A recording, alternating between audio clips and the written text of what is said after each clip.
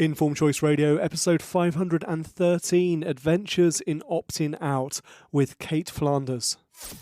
Recorded live from Cranley in Surrey, this is Informed Choice Radio. Want to make the most of your money and your life? You've come to the right place. Here at Informed Choice, we believe that when it comes to your money, the more you know, the faster it can grow. Now, here's your host, Chartered Financial Planner, Martin Bamford. My guest on the podcast today came up with the idea for her latest book while hiking the mountain in her backyard. She wanted to share the truth about what it really takes to opt out of expectations, change paths, and live a more intentional life. Cait Flanders is the author of Adventures in Opting Out, a field guide to leading an intentional life. It's fair to say that we should all follow our own path in life. In reality, too often we spend time doing what is expected of us or following well-worn paths that lead to what is culturally acceptable.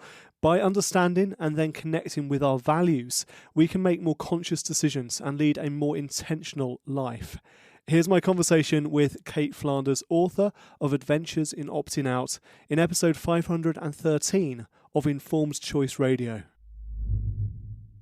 So, Cait, welcome back to Informed Choice Radio. It's been a few years since you were last on with us, so perhaps we could start by a brief introduction. Tell us a bit about yourself and what it is you do. Sure, yeah. So, last time I was on, it was because I had written my first book, which was The Year of Less. And that book looked at mostly a year where I didn't buy anything unless I absolutely needed it. But I also looked at my consumption tendencies overall. So things like the way I used to use drinking before I gave that up years ago. And yeah, even just sort of like how and why I would sort of binge consume certain media, or I just like really was not present with my life. Like there were a lot of things that I was doing rather than feeling my own feelings. And so since then, the book came out early 2018. And since then I've been, oddly, now I have a second book. And I say oddly because that was not the plan, and also is just like a wonderful gift that I got to do that. But I've moved a little bit. I was living in like a small mountain town in British Columbia that I loved, and I still love going there. But the year that The Year of Less came out, I traveled a little bit, and I like really got this sense that travel is something like I've always wanted to do. I've always wanted to travel on a more long-term basis, but it was not the way that I was raised, or I was very much raised to believe that travel was not an acceptable way of life. And so it took a lot of work for me to kind of shift those stories, but I ultimately gave up my apartment. I traveled full time for 2019. This year has obviously looked a little bit different. So I've been pretty much grounded at home with everyone. And then I wrote this book about what it looks like to change paths in life, which is a weird one now in COVID, although also not, because I think it's a topic that's coming up a lot during all of this. How did you find that transition between the freedom to explore and travel in 2019 and the forced circumstances you found yourself, and we've all found ourselves under in 2020? As anyone who had any kind of plan for this year, there was definitely a grief that came with it more than anything for me. I'm certainly not afraid, or it's not abnormal or different for me to sort of sit and be really present with my feelings, look at things that are coming up, the discomforts that are coming up. So that phase of it I've been fairly okay with, but there was a grief for sure. I had actually planned to be back in the UK for most of this year, and I had a ticket book. I think my flight was supposed to leave April 13th. And so obviously we started hearing about COVID in North America. It became a big thing kind of the second week of March. And I had this feeling like, I'll just hold out for like a couple of weeks. I won't cancel yet. And then, like halfway or towards the end of March was like, I guess I'm gonna have to cancel everything. So there was a grief with that for sure. And I would say that actually one of the interesting pieces has been the story I've had to kind of remove or pull away is about being like, I'm 35 years old. And as a result of this, I'm hanging out with my dad this year because I don't have a home. Like I don't have my own place. And there's a lot of stories that we're told about like, you should move out, especially in North America. It's so like, you should move out when you're like 18. And so to be at home this year is very interesting to have to work through some of those things that are coming up, but then you're like, no one actually cares. Like the only one who's really concerned about those stories is probably me. That's an interesting one, and sort of sticking with the theme of opting out, and I guess cultural expectations. Is that fair enough to say? So that is one cultural expectation, isn't it? Which is you move out of your parents' home when you're, as you say, 18 or maybe in your 20s. I know that people are leaving it later and later these days because it's just not affordable in many cases to move out of home earlier. But talk about cultural expectations, and this I guess relates to lots of the adventures in opting out as well, not just living at home but not having your own place. But what does that mean for you? Oh gosh, I mean, it's been different for probably any opt-out I've done. So I could say something like, actually even just like the shopping ban, and or someone who is really intentional with their money rather than just the way that I used to spend, right? I used to basically live off credit. So even just that, something like the shopping ban, it was noticeable because shopping is so normal, or even not even shopping, just browsing, like browsing around to look for other things is so normalized. And it's brought up in conversation all the time in ways we don't even realize. Actually, we did it just even talking about Amazon before we hit record. And but it just comes up all the time. And so even that year, I really felt like the odd one out because I was kind of the one person who couldn't add anything to those conversations. Drinking, it's certainly a big one. So I stopped drinking when I was 27. End of this year, it'll be 8 years. And I think in your 30s, it's not as big of a deal now, or it certainly doesn't feel as big of a deal, but certainly to quit in my 20s, I mean, drinking, I think, is one of the most normalized behaviors. And then to decide that you're not going to do it, there's a lot of questions that come. Like people have a lot of questions or a lot of assumptions about why you're doing it. Yes. Yeah. They're very quick to sort of project why it might not work. And that came up again, like with things like quitting my job to be self-employed, but of course, travel, like a lot of questions, like what does that look like? Where are you going to go? Where are you going to live? How long are you going to be there? But it's more the assumptions and the projections. Like, I think the toughest part of opting out for me as someone who, I guess like growing up and still to this day, I'm working on it, is like, not like you want to be a people pleaser, but you just are, or like you want to fit in, you want to feel like you belong.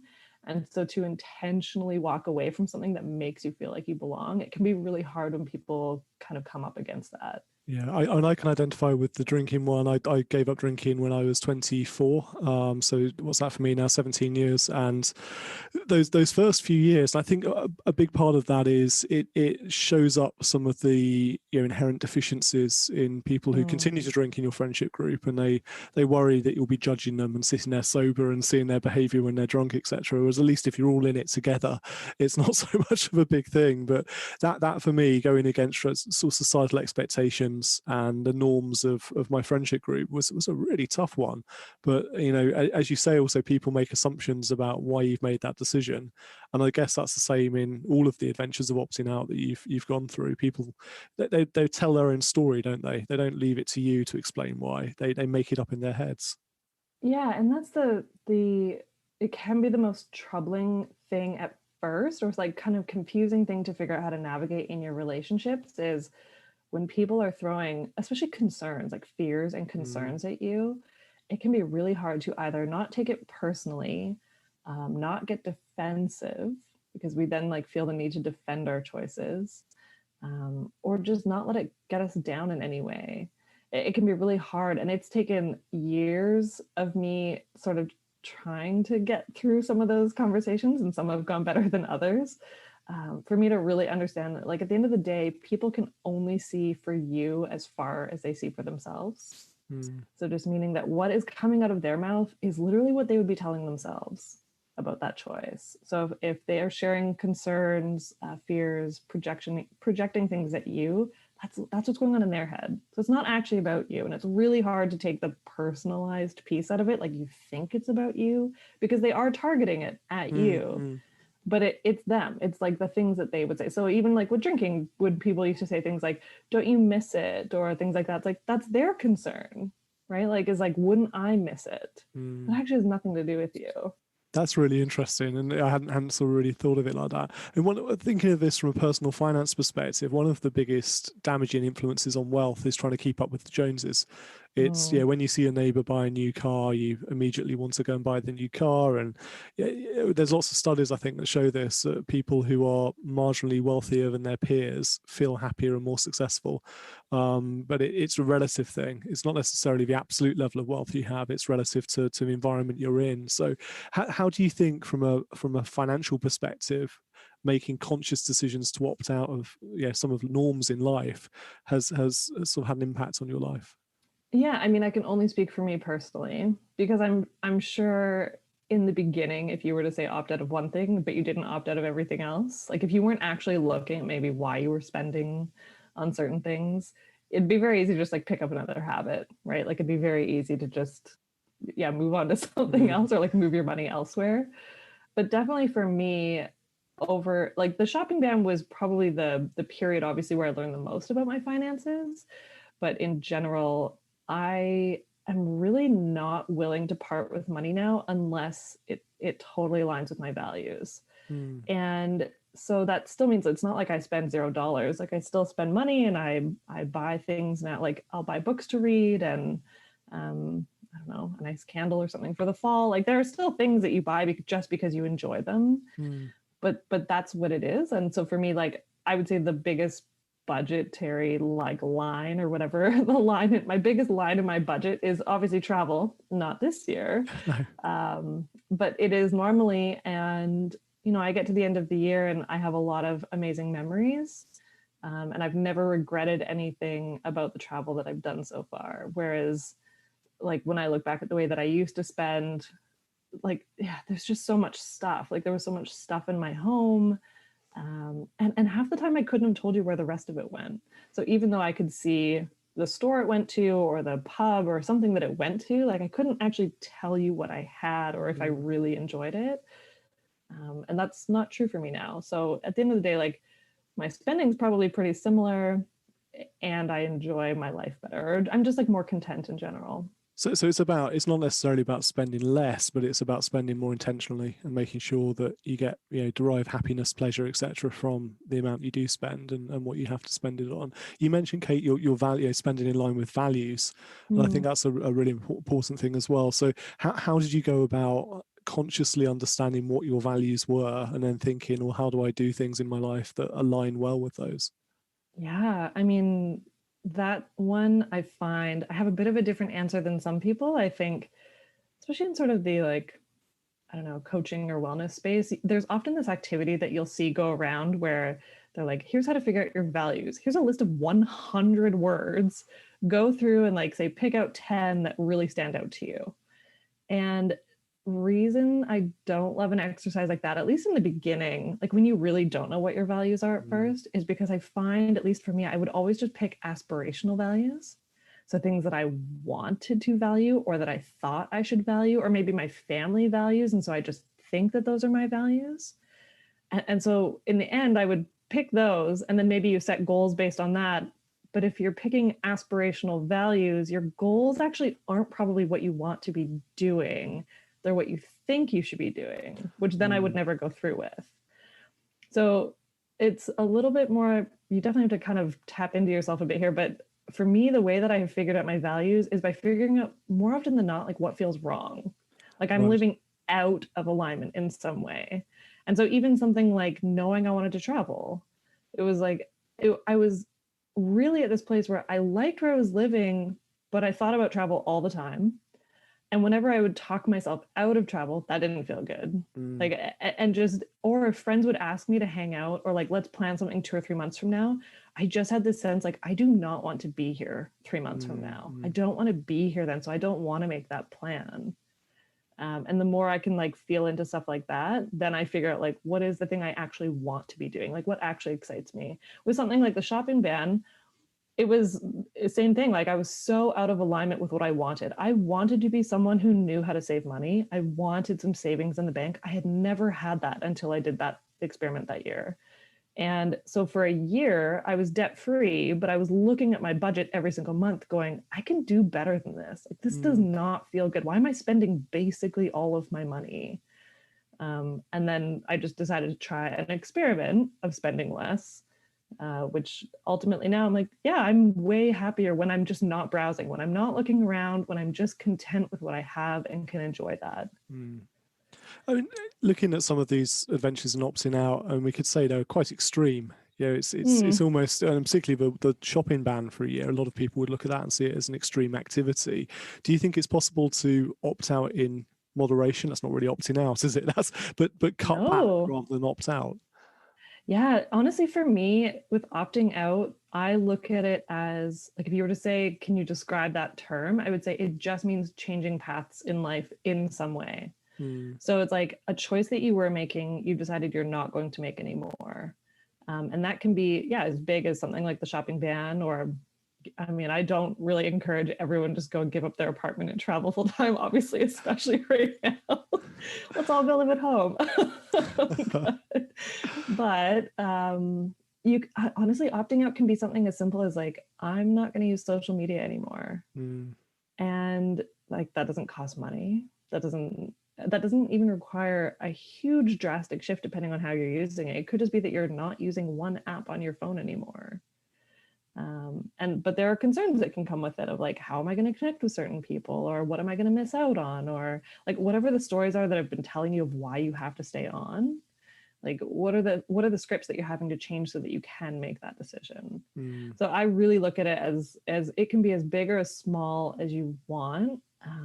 But ultimately, I have found, and in talking to other people, because I talked to some other people for the book, and I have found that like it doesn't matter how big or small it is, kind of the same concerns and certain struggles like come up along the way. But it can be really small. It does not have to be big. What do you think of your various adventures and opting out? What do you think the biggest impact has been from any of those? I guess it's sort of two, because like two things came to mind, but I'm like, they actually go together. Like one is learning how to stand on your own. And so like being comfortable being maybe the only one in the room who lives a certain way. I would say sobriety taught me that more than anything else, because often you are the only one who doesn't drink. But then I would also say you learn how to trust your own voice. And yeah, but those would go together in a way. That's an interesting one. I mean, so much of our lives is almost dictated to us, isn't it, by the advertising we see and commercialism and consumerism, expectations from our friends and our family and the rest of society. So that ability to forge your own path and stand alone, make decisions, and not feel horribly exposed when doing so, I guess, is the trick, isn't it? Yeah, and it's a real practice of like discernment, and also just I feel like you're constantly changing your perspective. Like you're constantly looking at it one way, and then you like take the slightest shift, and now I'm looking at it a little bit differently, and then another like little, as you keep going, you're like, okay, and this happens, oh, okay, and now this has happened. And often you end up looking back, and whatever your fears and concerns were are not nearly as bad as what the reality is. Like the reality is never as bad as what you were worried about. And also, if you decide to opt out and it's really not feeling right, you can go back. Like you can change your mind again and go back. You don't have to carry on. I actually say, like, with opting out of something, you should feel some amount of like a positive effect early on, right? So even let's say something like, I think I should change my diet because I'm noticing when I eat dairy, I really don't feel well. And it's purely like, I just notice I don't feel well. Okay, then when you stop eating dairy, you should notice that you are feeling better. Right. And so that's one example. Like you should notice though some positive effect. Or like if you did get off social media, even for a week, you should notice whatever you hoped the outcome would be. If you don't do it, or like change it slightly, make some shifts. But yeah, there should be a point to it. There should be a point to your opt out. If it's not working, don't force yourself to carry on. What have you got planned next? What's next on the list of opting out adventures? To be honest, I actually, and I say this with trepidation because I don't know what's going to happen, but I have actually applied to go back to school. Oh, wow. I'm very hesitant to say it, only because you're like, what if it doesn't work out? What if, and these are all the same things that come up with opt-outs. What if it doesn't work out? What are people going to think? Or will it look like I failed? But I have applied to go back to school. I'm really treating it as an experiment. So I'm going to try 1 or 2 classes and see if I actually like learning about that subject. And because maybe I won't, right? Like, it's a curiosity right now. I think that I will, but if I don't, then I just won't carry on. And I will have probably learned something in those 1 or 2 classes, and that's okay. And I think that's a really important thing to come out of our conversation today, which is these are not be all or end all. These are not final decisions you make. These are experiments. And while society often teaches us that, you sign up for school, for university, whatever we call it in this country, then you do it and you see it through for 3 or 4 years. There's no shame in trying things and then accepting it wasn't right and moving on to the next experiment until you find the one that was. Well, and also it makes me sad because like we see it played out in media of so like the people who are flaky or something, right? Like they constantly change their mind. And reality, like first of all, personally, I want to get to the end of my life and say that I tried a whole bunch of different things. But I think it's kind of sad that we don't give each other that freedom. Like we are constantly restricting each other, not just ourselves, but then we hold other people to the same standards that we have for ourselves, and it's just so unhealthy. And if I look at the work that I've been doing over all of these years now, like say 5-6 years now, so much of it has ultimately been a practice of letting go.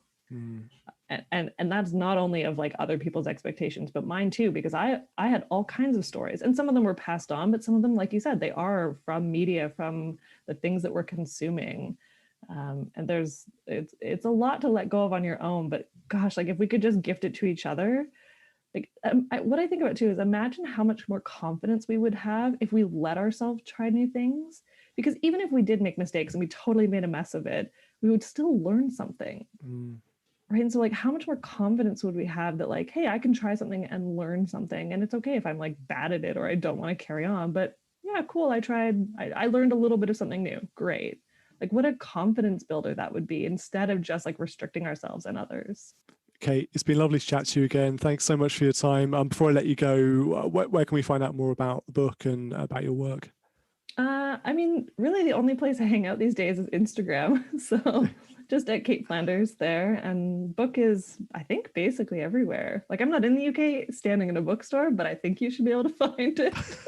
If we can find an open bookstore, we'll look for it there. I'll make sure I put links in our show notes for your Instagram and for the book on Amazon. It's probably the easiest place to find it, sadly. But we'll share links too. And fingers crossed, travel restrictions are lifted early next year at some point, and we're able to come back to our lovely country and experience all the joy here.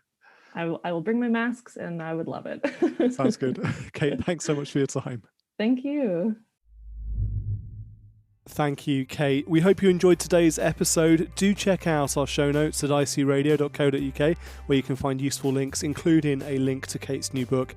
It's called Adventures in Opting Out, a field guide to leading an intentional life. Here at Informed Choice, our financial planners help remove stress about money by offering a clear explanation of your choices and options. We help people just like you find the answers to the big financial questions, making sure you can live a meaningful life as a result. Please do subscribe to Informed Choice Radio in your favourite podcast player to get a notification each time a new episode is published. If you enjoy listening to our podcast, please do consider leaving us a written review or star rating. You can listen to the entire back catalogue of more than 500 podcast episodes at icradio.co.uk, and you can find out more about Informed Choice at icfp.co.uk. Thank you again to Cait for being our guest today. Our producer for this episode was Emma Hill, and our editor is James Spooner. Until next time, I'm Martin Bamford, and this is Informed Choice Radio. And remember, when it comes to your money, the more you know, the faster it can grow.